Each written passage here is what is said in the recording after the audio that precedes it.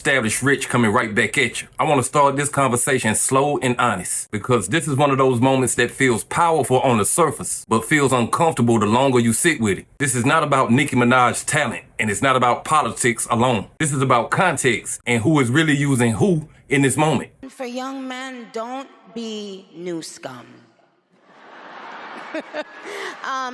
Yes, see, dear young men, you have amazing role models like our handsome, dashing president.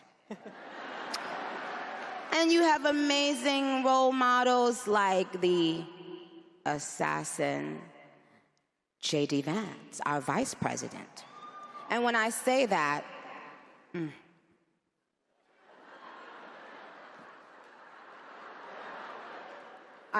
trust me, there's nothing new under the sun that I have not heard, so you're fine.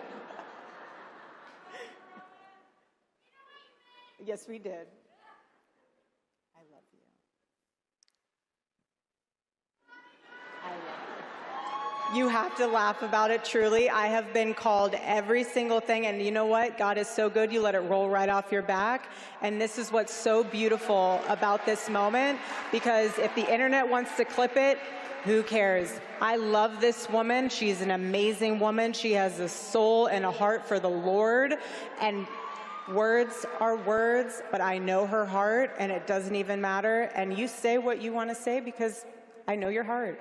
I will not judge that. Sister. Thank you. When Erika Kirk walked on stage with Nicki Minaj at America Fest, it was meant to look like unity. Two women, hand in hand, walking into a crowd cheering more for symbolism than meaning. But symbols only work when you're honest. And this one is full of contradictions. There is no version of this story where Nicki Minaj is on that stage without her fame. Not her message, not her voice, not her ideas. Just her notoriety. This is the first truth we have to say out loud. These rooms do not open for Nicki Minaj because they suddenly believe in her. They open because she brings attention, camouflage, and press. And that's not insulting. That's how power operates. What makes this moment strange is not that Nicki Minaj showed up. It's that the circle that she stood in has a long history of disrespecting who she is and what she represents. Charlie Kirk himself has been on record criticizing Nicki Minaj. I mean, Nicki Minaj, Cardi B. Okay, Nicki Minaj is causing dads to leave the home. Hold on, I don't think that's a good role model for 18-year-old black girls. I don't. The role models of the 1940s and 50s for black America were completely different. He questioned her as a role model. He criticized her music, her image, and her expression as a black woman. He spoke about her dancing, her lyrics, and her body. So when his widow stands next to her, smiling through fireworks and cheers, it raises a real question. What changed? The beliefs or the usefulness? Because beliefs don't usually change this fast, but strategy does. This is where the moment stops feeling empowering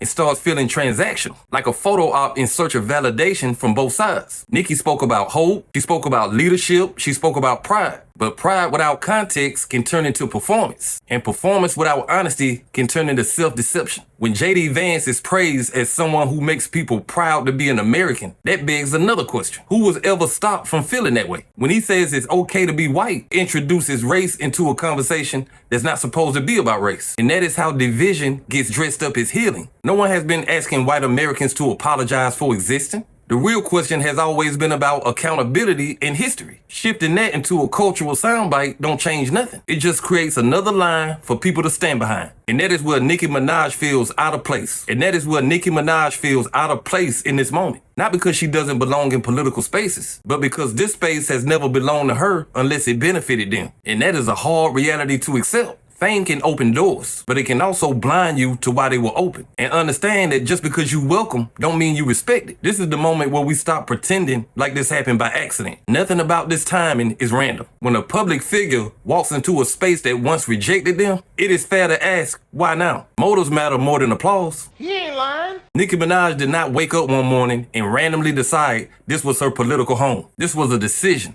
And decisions like this usually come with pressure attached. There have been rumors circulating for a while about Nicki wanting her husband's record cleaned up. No one knows the full truth, but the question didn't come from nowhere. When you're a celebrity and the system has leverage over your personal life, everything becomes negotiable. Who you stand next to, what you say, and what you won't say. This is not an accusation.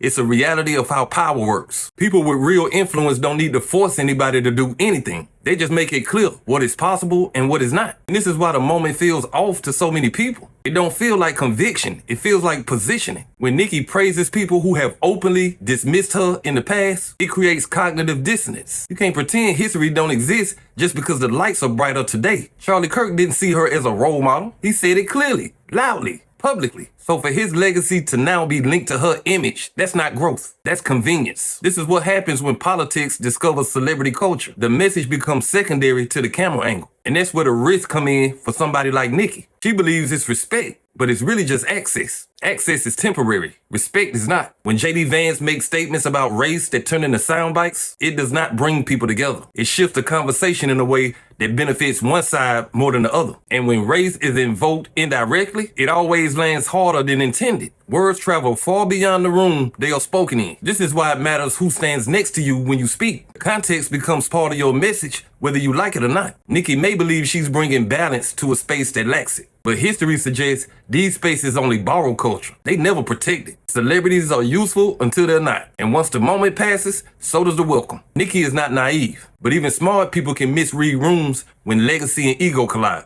Being invited don't mean you belong. It just means you useful right now. But even if the motive was pure, the impact still matters. When a figure as big as Nicki Minaj steps into a space like this, it sends a message whether she means to or not. People read symbols long before they read disclaimers. And the symbol here is not unity. The symbol is confusion. Confusion about values. Confusion about alliances. Confusion about who is being protected and who is being used. This is where the damage comes in. Not just to her image, but to the people who see themselves in her. When you spend years speaking from a place of rebellion and self-determination, you can't expect people not to question a sudden shift. People don't need perfection, but they do need consistency. The problem is not that Nicki has political opinions. The problem is in pretending that these spaces have ever shown her any respect. They did not defend her when she was criticized. They did not celebrate her when she was dismissed. They are only clapping now because her presence serves a moment. And moments pass quickly. This is how culture gets drained of meaning. When fame is confused for alignment. When J.D. Vance talks about pride and identity, it sounds comforting on the surface. But it avoids the real conversations that require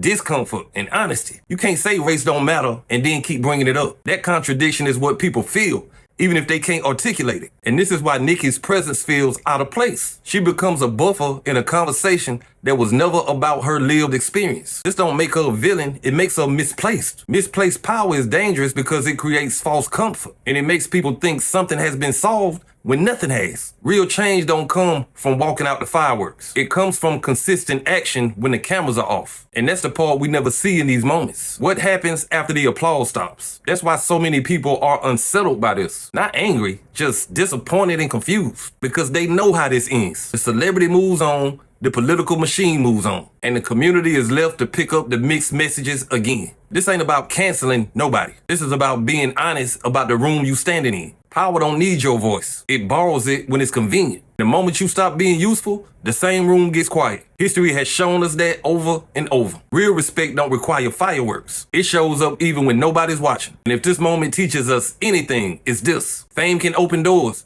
but it can't change what's behind them. But hey, that's just my opinion. What's yours? Like, comment, subscribe. Establish Rich. I'll be back with another one.